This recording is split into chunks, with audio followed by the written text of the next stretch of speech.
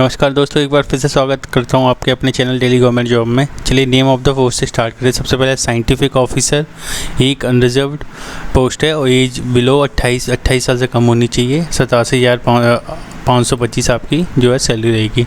Engineer सी, एक OBC post है। 31 साल से नीचे आपकी जो है एज होनी चाहिए। इंजीनियर सी 33 साल से नीचे एज होनी चाहिए। एक पोस्ट है एससी कैटेगरी के लिए। साइंटिफिक असिस्टेंट, एक पोस्ट एससी कैटेगरी के लिए। और प्रोजेक्ट साइंटिफिक ऑफिसर, एक अनरिजर्व कैटेगरी, 28 साल से नीचे, 61,500 कंसोलिडेटेड पे रहेगी आपकी। अगली है प्रोजेक्ट साइंटिफिक असिस्टेंट, एक अनरिजर्व, 28 साल से कम आपकी एज होनी चाहिए। 46,500 आपकी कंसोलिडेटेड पे होगी। साथ के साथ इंक्लूडिंग एचआरए मिलेगा, इसी में इंक्लूड है वो। और एडमिनिस्ट्रेटिव असिस्टेंट, एक वैकेंसी है अनरिजर्व, 33 साल अपर एज लिमिटेड है। एडमिनिस्ट्रेटिव असिस्टेंट, एक अनरिजर्व कैटेगरी के लिए 33 साल अपर एज लिमिट। एडमिनिस्ट्रेटिव असिस्टेंट एक जो है ओबीसी कैटेगरी के लिए। और बाकी क्लर्क एक ओबीसी कैटेगरी, 31 साल, 35,000 सैलरी। अगर बात की जाए साइंटिफिक ऑफिसर की, तो इसमें आपकी जो है एसेंशियल एक्सपीरियंस मांगा है 2 साल का post qualification experience with demonstrated scientific communication skill reaching lay audience. और applicant should have outstanding verbal and written communication skill in English. अगली बात करते हैं कि इंजीनियर के लिए इसमें मांगे full time BE BTech 60% marks के साथ सिविल इंजीनियरिंग में। और 1 साल का पोस्ट क्वालिफिकेशन एक्सपीरियंस चाहिए, लेकिन एक्सपीरियंस इसमें अच्छा चाहिए गवर्नमेंट का। Good knowledge of CPW work with procedure and building course, experience of supervision of construction of at least 1 single building from foundation, बिल्कुल नीचे से काम कराया और सुपर स्ट्रक्चर तक।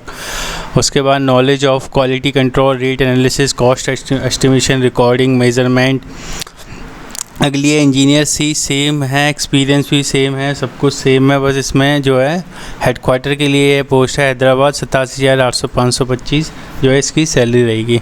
अगली है साइंटिफिक असिस्टेंट, और ये फुल टाइम BSc मांगी। इसमें इलेक्ट्रॉनिक और इंस्ट्रूमेंटेशन इंजीनियरिंग में 60% मार्क्स इन एग्रीगेट और SSC HSC diploma in electronics and instrumentation engineering. इसमें एसेंशियल एक्सपीरियंस की बात करें, मिनिमम 1 साल का पोस्ट क्वालिफिकेशन एक्सपीरियंस मांगला है आपमें। किसमें? Assembling, testing and maintenance of electronics and power supply and control unit.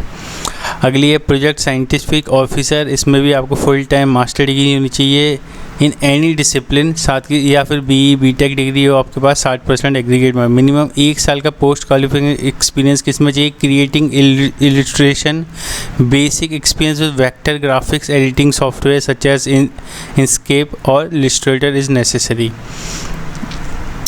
अगली है प्रोजेक्ट साइंटिफिक असिस्टेंट, 1 पोस्ट जिसमें थी, जिसमें मांगी है जो साइंस ग्रेजुएट होनी चाहिए बायोलॉजिकल साइंस स्ट्रीम में। और इसमें एसेंशियल एक्सपीरियंस की बात की जाए तो मिनिमम 1 साल का पोस्ट क्वालिफिकेशन एक्सपीरियंस होनी चाहिए विद लेबोरेटरी माउस हैंडलिंग में। एडमिनिस्ट्रेटिव असिस्टेंट, 5 साल का post qualification experience in account in large reputed organisation में। और लास्ट में एडमिनिस्ट्रेटिव असिस्टेंट B, और इसमें मांगी है आपकी जो है institute proficiency in word processing data and accounting procedures. Minimum 5 साल का एक्सपीरियंस मांगा है इसमें purchase and store in large and reputed organisation में। लास्ट में 5 year experience post qualification experience मांगा है, इसमें पोस्ट है आपकी एडमिनिस्ट्रेटिव असिस्टेंट B। लास्ट में क्लर्क है, क्लर्क में के लिए इसमें ग्रेजुएट होनी चाहिए आप पे किसी भी recognise university, knowledge of typing आनी चाहिए आपको, knowledge of use of personal computer and application, support by certificate from the government of institution, और मिनिमम 1 साल का पोस्ट क्वालिफिकेशन एक्सपीरियंस होना चाहिए आपका।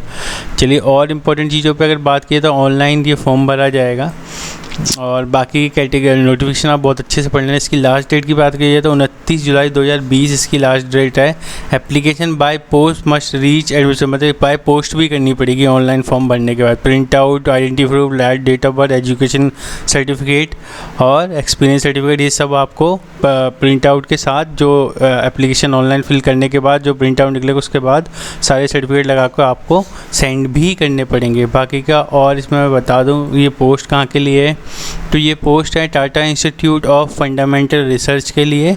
और यहाँ पर आप क्लिक करेंगे, ये जो जगह है यहाँ पर ये दिख रहा है आपको www.